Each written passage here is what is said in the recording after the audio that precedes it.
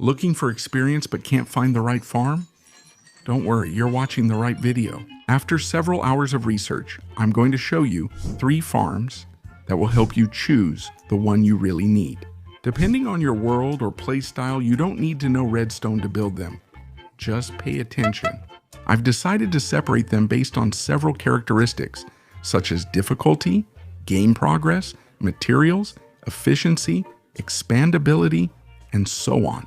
That way, you can come to your own conclusion about which one might be most useful for you. Let's start with the simplest one of all, but first, let me explain some key concepts about the Minecraft experience. Experience is mainly for enchanting or combining enchantments. Often, when you try to do this, you run out of levels and it's hard to regain them. This is because the experience level system is progressive. That is, going from level 7 to 8 takes very little experience, but going from 70 to 71 takes many times more experience. That's why you can't accumulate a lot, and when you have a lot and enchant, it forces you to have a constant source of experience.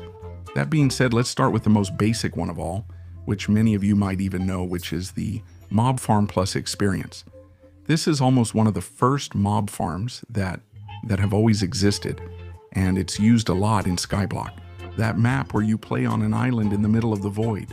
Basically, if it's daytime, you have a dark platform where all the hostile mobs spawn. They fall into some currents and simply go through a hole where they drop. They end up one hit away from dying, and you finish them off and get them to die by themselves. You wouldn't get the experience, that's why you leave them one hit away. This is a concept that's been repeated 1,000 times and is very popular in Skyblock. Well, because you hardly need any materials to make it. And if you just do it in your world, right in the middle of your world, it won't work for you. Let me explain. Minecraft generally tries to have about 70 hostile mobs around you. And as you know, hostile mobs usually spawn in dark areas. So when you're walking around your world during the day, you never see those 70 hostile mobs, right? Why? Well, because they're underneath you, they're under your feet in the dark caves waiting for you in case you go down. Therefore, if you build a farm here, not many mobs will spawn because there are already 70 below. So, what do you have to do? You have to make sure there can't be 70, that there have to be 0. That's what happens in Skyblock. Since you're in the middle of nowhere, there are no hostile mobs. Well, if you build this farm more than 128 blocks above the ground, you'll get a ton of mobs, just like in Skyblock. This farm is great and only needs trapdoors and building blocks. You can make it just by mining or chopping wood. The productivity? It's not bad, and if you away from keyboard for a bit, you can kill mobs and gain a lot of experience at once. But it does have its issues. You need to stay inactive at the farm for a while to benefit. You can't be elsewhere, only at the farm. It's not expandable, meaning you won't get more experience if you expand it or make it bigger. And in general, even though the materials are very simple, building it is pretty tedious. You have to go high up or out to the middle of an ocean and use a lot of building blocks. Like I said before, it's a farm that's perfect for Skyblock, but for a survival world, it might fall short. But if you've just started playing, it's probably your best option. But anyway, I'm going to show you a much better farm in many ways. I've already talked about it several times on the channel, and it's relatively new. It's the experience farm with allays, or armadillos. And you should know that it uses one of the new potions, the infestation potion, and it's a potion that when an entity has that effect and is taking damage, it generates silverfish. In Spanish, I think it's called, I don't know, I've never said it in Spanish continuously. So the trick of the farm is very simple. There are 2 specific mobs, which are the allay and the armadillo, that you can make continuously take damage, but at the same time regenerate or not take it. So they can regenerate health faster than they lose it. So you have a farm, they never die and always give silverfish as long as you have the potion applied to them. Then you simply have an armor stand that you're hitting with a sword and you keep killing them continuously while you get the experience. The requirements for this farm are pretty minimal in terms of materials. You don't need anything else except to find the mob itself. And at most, you need to have killed a blaze for the infestation potions. But I'm telling you, it's a farm that if you have experience in Minecraft, you can make it at the beginning of the game. In fact, even in more advanced games, it's one of the farms that gives you the most experience in a short time. Right now, it's the cutting edge of experience farms. If you're as old school as I am, you'll remember that the typical farm used to be the Enderman farm. But obviously this one has a lot more complications. You can die while making it. It has to be fixed in one place. It's super big. It takes much more time to build and so on. The Silverfish one can be made anywhere and at any time. And well, I've really talked up this farm, but it has a big problem, and that's that the orbs given by the Silverfish are pretty small. And what do I mean by this, right? Why does it matter? They're experience orbs. Experience orbs are interesting because there are several types. I guess you've probably noticed at some point that they're smaller or bigger. Obviously, the bigger they are, the more experience they give. But also, a player can receive a certain number of orbs per second, but not a certain amount of experience per second.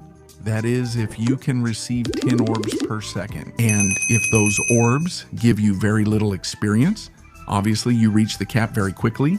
But if those orbs are much more concentrated, have much more experience, you can still keep receiving 10 of those orbs per second. The game doesn't distinguish. And it turns out that Silverfish, well, they give some orbs. Not the smallest ones, but they don't give the biggest ones either. And actually, this very farm gets saturated by itself, meaning it gives you more than 10 orbs per second. And in fact, it's a farm that's very easy to scale. You can make several modules of them and have them all focus on one person. But it's useless because your limit is 10 orbs per second. And these orbs are small. So for the last farm on this list, we need to find a way to get the biggest experience orbs. Some of you might already know this, but guardians are the easiest mobs to farm. Let's say that drop the fattest experience orb, but I didn't choose that farm to put it here.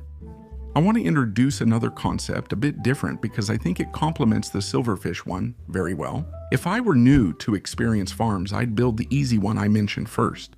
Personally though, I'd build the one I told you about earlier and also the one I just made now, which in fact is what I've done in my world, of course, and it's one of the things I haven't told you.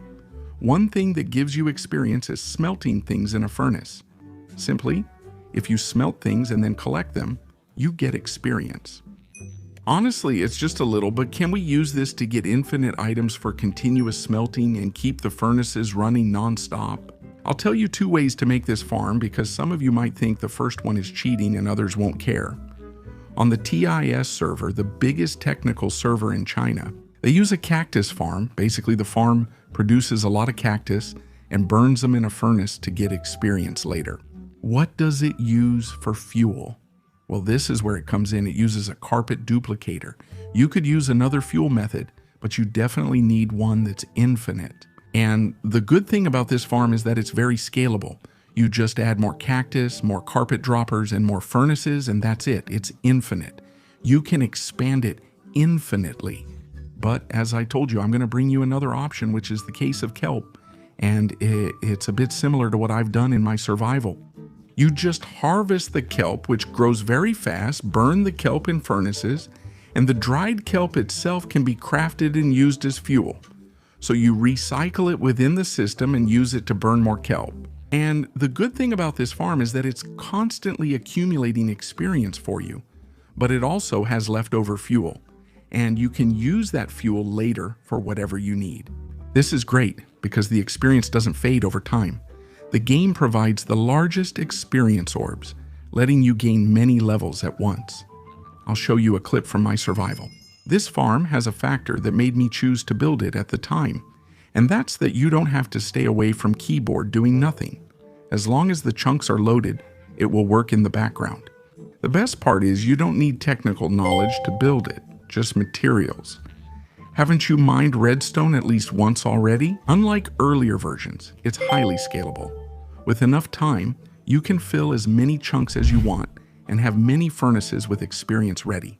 It all depends on your needs because maybe just one module is enough for you. Of course, you can keep the chunks where the furnaces and the farm are loaded with an ascender pearls or by having someone there. And that way, they'll be continuously generating experience so that when you need it, you can go and collect it. My farm works similarly, but it's quite a bit more complex, and actually, it has a little flaw that I'll fix at some point. That's why I haven't wanted to include it here, but what I want you to take away is the concept of the furnaces, because it's the best way to store experience in the background. And if you run out, you can always use the Silverfish one as a backup. Thanks for watching. Hope you found the farm you needed. See you next time. Goodbye.